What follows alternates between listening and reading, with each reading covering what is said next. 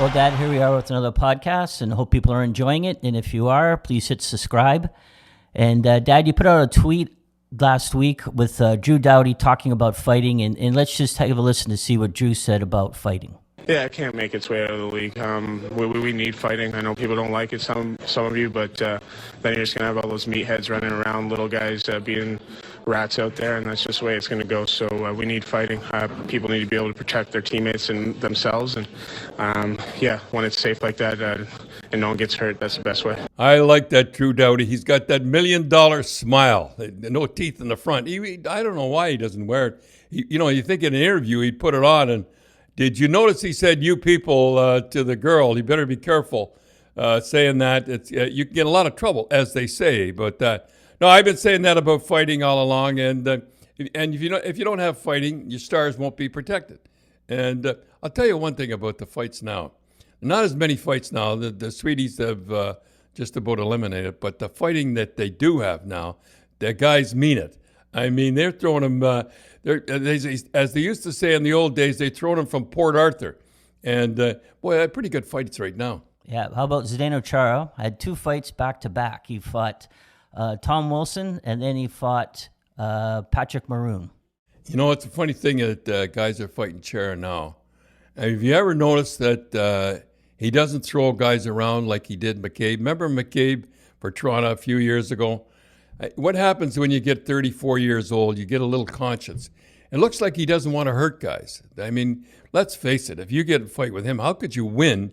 But if he really was mean, and I think the only time he's ever in a fight he was really mad was when he fought McCabe, and I remember he threw McCabe around like a doll. And as you get 34 years old, the guys want to get a reputation. It's the old story. You're the best gunfighter in the league, and he is when he wants to be.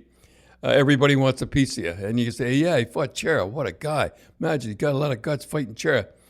You get over 34, you get a conscience. That's what happens to you. And did you, when you were, you fought a fight? Well, I fought a lot, and I had to. I wasn't as good as Chara. I was okay.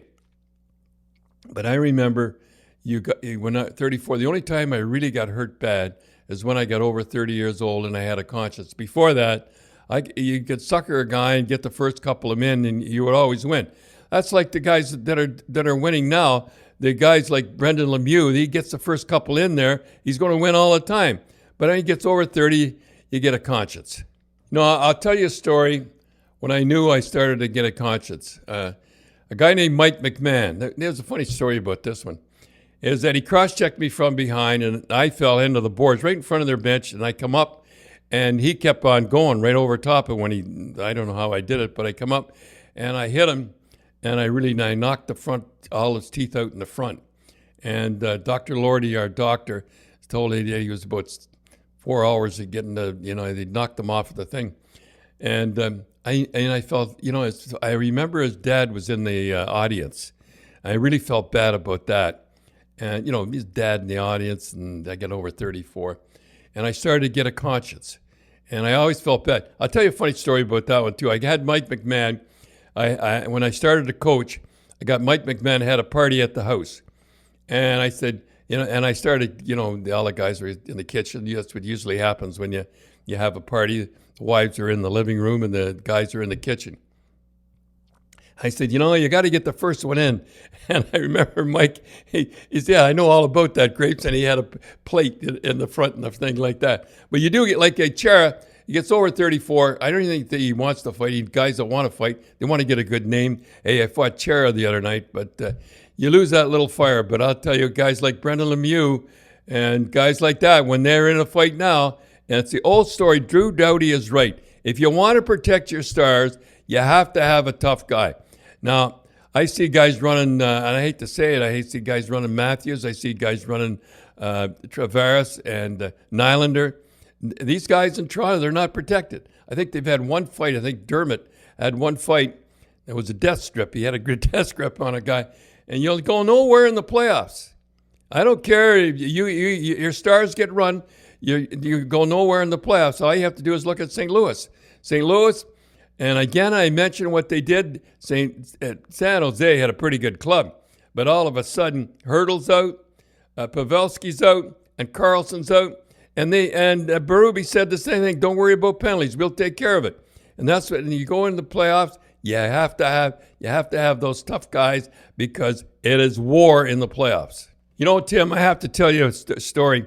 Why the instigator rule is in right now, and the instigator rule was put in by owners who had no idea what was going on in the game.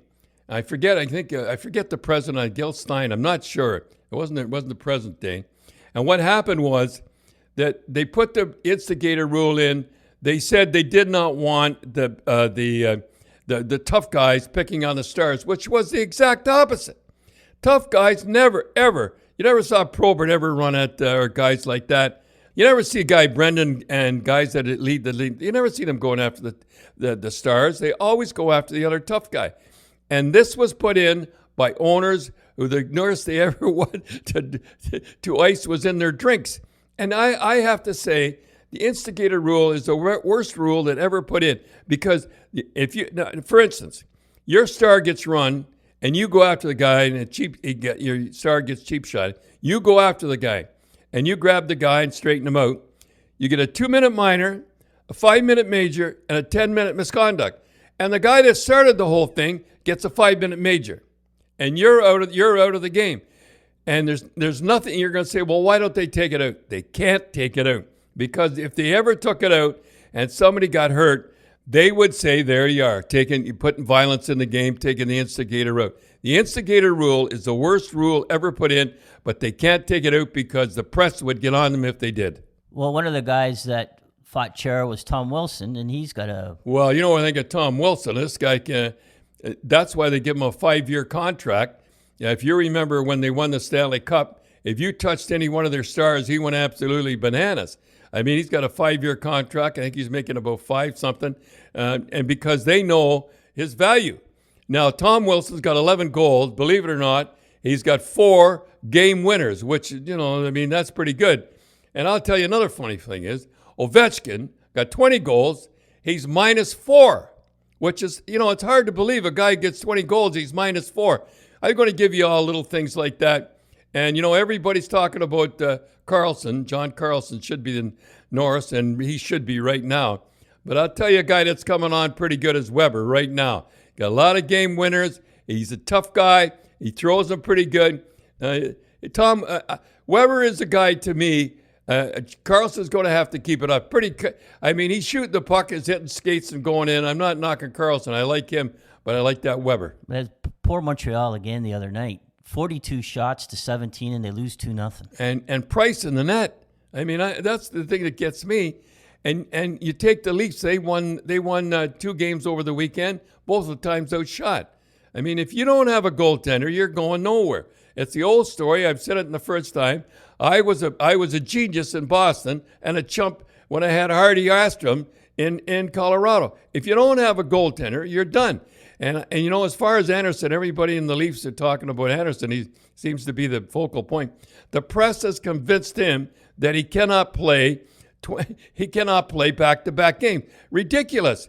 They used to play 3 and 4 and 5. I remember Eddie Johnson, not that you'd ever do it now, but he used to play every game. He played every game for Boston Bruins. You're telling me that he can't play back-to-back game? I do what Keith's doing. I'd play him every game. I'd make the playoffs and then worry about the playoffs later when it started. But you got to play him. I'm not and again, I go into Hutchison and a backup. Every time a Toronto Maple Leaf backup goes in, he's got a gun to his head. He's got to play a great game. He can't relax. If he has a bad game, they say, oh, there he is again. They lost again without Anderson. Anderson, to me, is one of the best maybe the best goaltender I've ever seen. That he has, and you're going to say, well, it's only a couple of shots. He's outshot a couple of shots. He keeps, how would I say it? He keeps him in the game more than any goal. He gets a lot of cold turkey shots. Guys. Cold turkey, walking in cold turkey, and when the goal scores on him, it looks like an accident when it goes in. That's the kind of guy, goaltender. Boy, they must have a lot of confidence when they go into a game. It's a funny thing, Tim. I was looking at the record the other day, and I remember Harry sitting in the office one time. I never kept stats like this. And I remember sitting across the desk, and he said, we scored 300 goals again. How do we do it? I said, I don't know. And we did. I think it was 5 years in a row we scored over 300 goals. And I was looking in the stats of that and having fun. The last 10 years, only 2 teams have scored over 300 goals. And I'm not going into that again. I know a lot of people I talk about it. I'm so proud that we had 11 guys score over 20 or more goals. Think about that. Every line you put on was a goal scorer, and I think our leading goal scorer was 43. Another thing I was looking at, we never won one trophy the whole time we were there. The whole time was there only Jack Adams, I hate to say it, Coach of the Year. And another thing that we had, we didn't have anybody in the top 10 in the scoring. That's what you call a team, and that's how you win. And when you get into the playoffs, we made the finals or semifinals every year because any line you put on could score goals. And when I look at Edmonton, they got 2 guys. Over the weekend, they didn't perform against the Leafs. They were -2, I think, to both of them. And when they don't perform, you don't win. And you can't win in the playoffs. All you have to do is put a checking line out there or a line against them to hold them off, and you're dead. You have to have a team concept. You never really match lines. The only Marcotte on Lafleur, that was it. I never match lines, and I'll tell you why. As you go on, if I like kickity-poo, kickity-poo, kickity-poo, let the lines go. If you say to a line as they go, oh, hold it, just as they're going, you get another line puts out there, you're telling that line it's not good enough to check. And the guys that play hockey, peer hockey or whatever, if your coach or if you have a coach say, hold it, don't go on, there's a good line going on, that means you can't check. I had every guy that go out there. Of course, I had a, and everybody knew it, but nobody said it. I had a guy, say Lafleur went out. Every time Lafleur was on the ice, a guy named Donnie Marcotte, who should have won the Selke. I mean, ridiculous. He got 20 goals, and he checked too, and he had to check Lafleur. Gainey always won. I remember the Russian guy saying that he was the best hockey player in the world. He's a good hockey player, don't get me wrong. But Donnie Marcotte used to get 20 goals and check Lafleur. You have to have a guy like Doughty Marcotte. He never ever got the credit he deserved. But when a guy went on, but you can't say to a line, whoa, hold it, don't go out there. There's a good line out there. You can't check. Everybody knows as a hockey player, and I remember this year, kickity-poo. When the lines go out, they knew they were going out. They knew they could check, and they knew they did a good job. And they were in good shape. That was a good thing. I remember Terry O'Reilly, I read in the paper, or I remember, I forget where you said it on a couple of podcasts ago. He did? Talked about it. We knew they were in better shape than the other team. Yeah, a team has to be in shape. You have to. But again, I go back to this. I'm on a rant here. You have to have a good goaltender. If you don't have a good goaltender, you've got nothing. And at one time, I had 3 of them. I had 3 good goaltenders. I had Ronnie Graham, who come from the WHA. He was the best goaltender in there. I had Gilly Gilbert, who won 17 games in a row, a record that still stands. And I had Jerry Cheevers, who I think he went undefeated in 32 straight games. Oh, another thing while I'm talking here, so we had the 2 goaltenders, we had the 3 goaltenders, so we traded our number 1 for a number 1 draft choice. You know who the number 1 draft choice was? Ray Bourque. You don't get a better number 1 draft choice than Ray Bourque. Dad, we're going to talk a little bit about referees. So who was the best ref that you ever played with or coached with? Well, the guy I thought John McCauley was the best referee. And I remember I was coaching in Rochester, and he was just starting out. He was a young referee. And I don't know why I looked up way up in the top of I saw this guy throw an egg. And I watched the egg, and John McCauley was leaning on the goalpost at the end there. And I saw him coming. I said, this guy can't hit the referee from there. And this egg went all the way down and hit him right on the head. What a shot. 100-to-1 shot.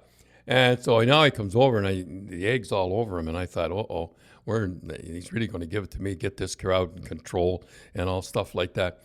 And he come over, and he just handed him a towel, and he said, nice shot, eh? I knew he was a good guy. And then, he was a great referee. He always could control the game. And I remember Gary Doak really got zinged and broke his cheekbone and everything in Detroit. And Ron Hextall hit him. Yeah, Hextall hit him. Yeah, he turned back. He deserved it. But we followed Hextall all the way through, and every game he had a fight with one of our guys. I never told him that Hextall did a number on me. I never told him that. Maybe they knew, but I remember the last game that Stan Jonathan had a fight with Hextall, and Stan Jonathan got a 2-minute minor, 5-minute major, game misconduct. He got the life almost, and Hextall got nothing. So I hollered at Macaulay, "What happens here? You win a fight, you get the life." He said, "Well, that never happened to you, did it, Cherry?" So anyhow, he was a great guy. He could control the game. And you say, how it is not good for a referee to control the game. It is good. I always like the one referee, and I'll tell you why. First of all, the two referees. If you have one referee calling on one side, calling a million penalties, and the other guy doesn't call any penalties, then they look at stats. Oh, this guy's not doing his job. One referee controlled the game, and I'll tell you how he controlled the game. When we get up 3 or 4 goals, we start getting penalty after penalty after penalty because he did not want us to run up the score. Because if we ran up the score, there's going to be trouble. And Macaulay, one time I said, "John, after 5 penalties in a row," I says, "That's enough." He said, "Yeah, that's enough for tonight." He was a he was a great referee, and unfortunately, he was having a pop in a bar, and a guy, a fan went up. I think it was a Russian game or something like that, and hit him in the eye, and that was the end of his career. I mean, that was a tough way to go out, and he was made referee in chief. He was a referee in chief when Schoenfield.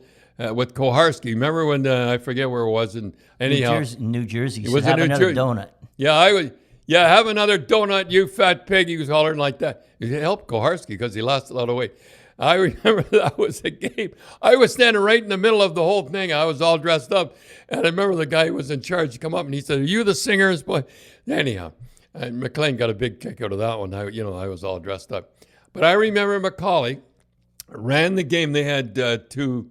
Well, the referees got mad. They went on strike. They went on strike, and they wouldn't go back in, and because what they did to Koharski, and they wouldn't go back on the ice, and they got two amateur referees, and he ran the game. Macaulay actually ran the game from the penalty box, telling them what to do. That's the kind of guy he was. I think the players kind of respected John enough that there was kind of a controlled game, that they knew he was in a bit of a pickle, and they kind of behaved themselves. Yeah, they behaved themselves in the game. And I remember they asked Ron McLean to referee that game. A lot of people don't realize it, and he turned it down. Should have, I guess, but anyhow, won't get it out. But that game, he was the kind. He was always. I remember one time, I really give it to one of his young referees in Calgary, and I was sitting at my desk, and he came in drinking a coffee, and I thought, oh, now I'm really going to get it from the referee in chief, because now I'm all ready for trouble. Let's get ready, and I'm ready to go. And he came in, he just stirred the coffee. He said, "Well, this is John Macaulay talking. He said, "Well, I have a young referee." He says he's thinking of retiring. When Grapes really gives it to him on television, national television, I think, and he knew how to play me. He knew how to play everybody, and God love him. He had. I don't know what was wrong with him, but he should have. This is my personal opinion. He had an operation. He should have went to Toronto, and he died. And he died young. He was great at lacrosse. He loved lacrosse, And what is it, Victoria Salmon Bellies or something? He loved lacrosse. He thought lacrosse was a better sport, and he's the best referee I ever saw. And anytime we had trouble, we always had trouble. In Philadelphia, it was him and Wally Harris. I think they always had two referees. I think it was Wally Harris. It used to because they knew there was going to be trouble, and he knew how to control a game. He was a great guy, the best referee I ever saw. One of the refs you seemed to have a lot of trouble with, Dad, was Ron Wicks. Yeah, Ron Wicks I don't know whatever happened, but he did not like me. He did not like the Boston Bruins. I remember one time we're coming off on the island. And Harry, I never forgot this, that Harry was leaning on a big garbage pail.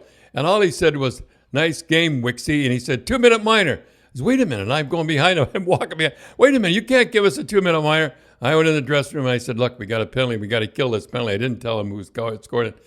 But I remember I got in deep trouble with Wicks in Pittsburgh. And in Pittsburgh, you had to cross the ice to get to the dressing room. And I remember he called a penalty and everything. And he was over at the referee's, he was over at the penalty box and giving the, at the end of the, and I started to run at, and I couldn't stop. And I couldn't stop sliding. Bang, and I went right into him and knocked him. I was in deep trouble again. And he reported to the National Hockey League. And I got a call from Diane and she made you wait, and I knew I was in trouble. And he said, and Mr. Campbell used to come on, the president of the league. Explain yourself, please. And he used to say please all the time. Explain yourself, your actions in Pittsburgh. And I went on. He said, that's the most feeble. And Harry said, and he was less, that's the most feeble excuse I've ever heard in my life. I got to say something about Mr. Campbell. And you notice I say Mr. Campbell, that everybody called him Mr. Campbell. I guess he was in Nuremberg trials and the whole deal. He was a lawyer. And I remember a long, long time ago, and I think it was a good idea. They stopped it now. You used to have the president of the league, and they had about 60 guys around a big round table. They had the general managers and the floor, and the coaches were all around the outside.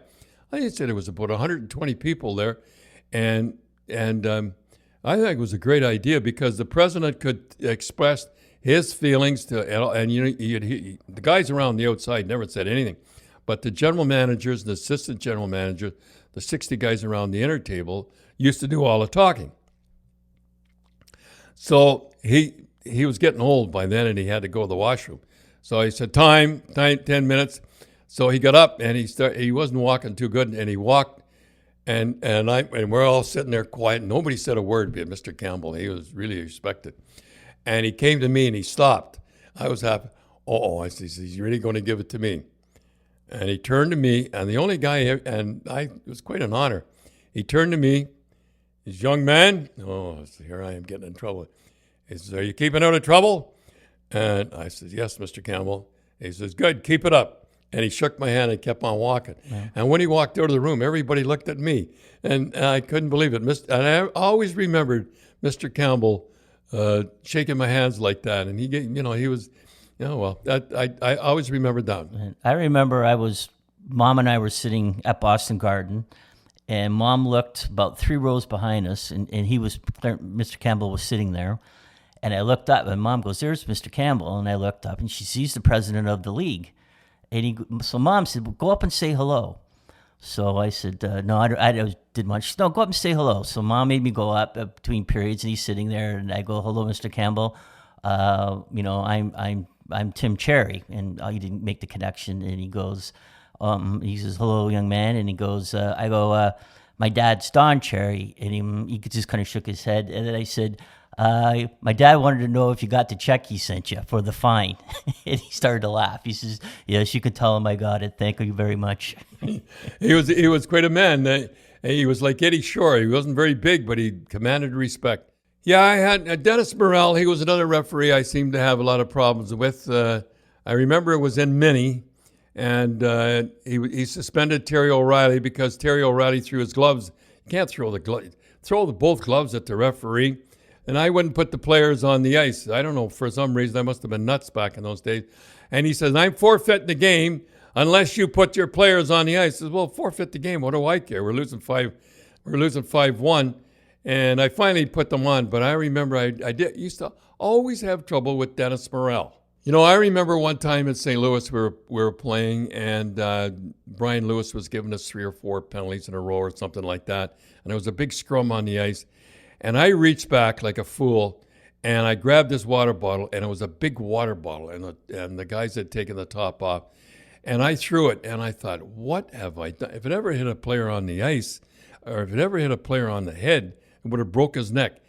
And it bounced and hit him on the leg. So you can't do that. So I let on I was talking to a player, and I come over and he looked over at me, and I thought I was safe. And I look around, and all the St. Louis fans were pointing right at me like that. Oh, I tell you, it was really something. And I think the funniest one that ever happened with the referee was Dave Newell, and I was giving it to him. I used to be able to walk along the boards. They used to be colorful like that. Remember, you and I went to used to go to the Yankee game. We did see Billy Martin, and anyhow, I used to. It was pretty colorful and all that. And the referees would let you away with a little bit of it.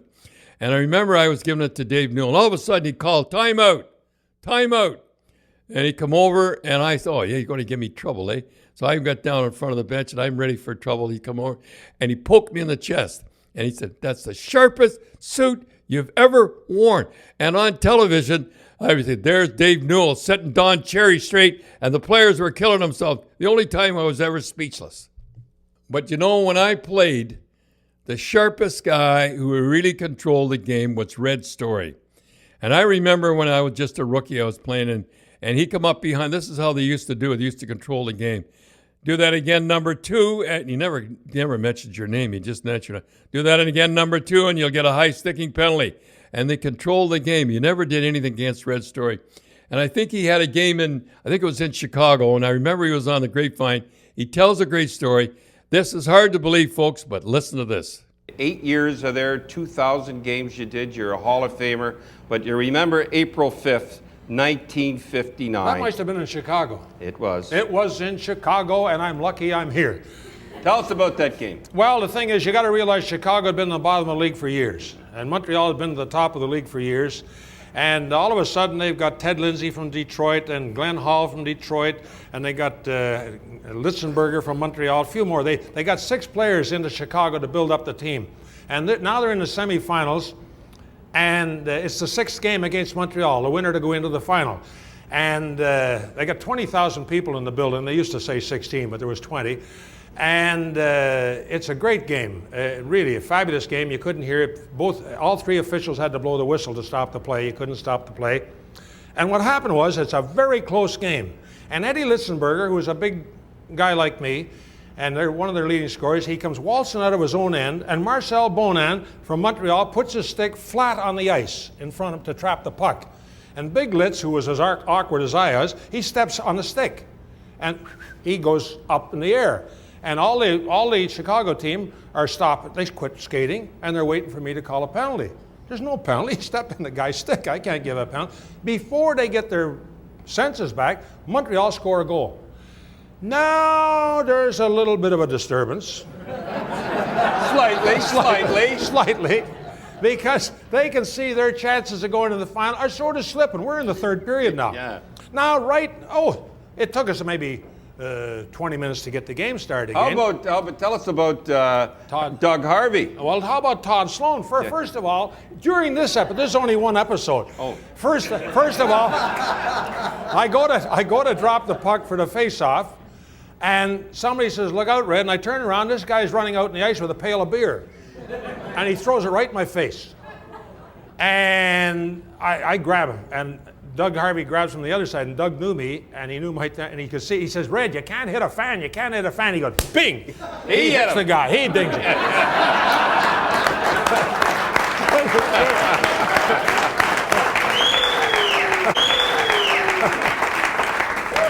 And he knows I'm still going to hit him. So he says, "Red, don't hit a fan. Don't hit a fan." Bing! He hits him again. And the guy's staggering off the ice, you know. And now Doug's the only guy on the ice with me. Everybody was hiding either in the nets, beside the board where the glass. No, they threw everything, chairs, bottles, everything. And I got to center ice. I figured any guy's going to hit me, he's going to have a good arm. And but Doug stayed with me. And all of a sudden he says, "Look out, Red." A guy jumped the screen from the other side. It was a screen in those days. And he jumped me in the back. And I saw his shadow, and I ducked, and I flipped him in the air. And as he's in the air, Doug cut him for 18 stitches. I tell you, imagine did that now. I bet a guy never come on the ice again. Nobody came on the ice. After that. Now the game is over. This is funny. The game is over. You remember Danny Lewicki? Sure do. Danny Lewicki was a good friend of mine. They were all good friends of mine. Believe it or not, the only friends that a referee has in the world is the guys he's controlling on the ice. If you're fair with them, they're on your side. Anyway, the game is over. And Danny comes to me and he says, Red, here's my stick. You're going to need it now more than I do. And this true story. You come out at the end of the rink, you know, and you go down those stairs, yeah, eh? tough stairs. And there's a row of seats right there. And these were 6 hoodlums right there. And I got news for you. I opened up the whole 6 of them with a stick. I just cleaned house. Because if I don't go down those stairs if I don't clean them out first. Boy, hockey was great back in those days. Tell ya. Well, Tim, we can't top that one. And Red Story, he was one of Canada's greatest athletes. We've got to do some more stories on Red Story. Well, I guess we don't have time to talk about Rock'em Sock'em, how it got started and why it ended and the whole deal. We'll do that next week.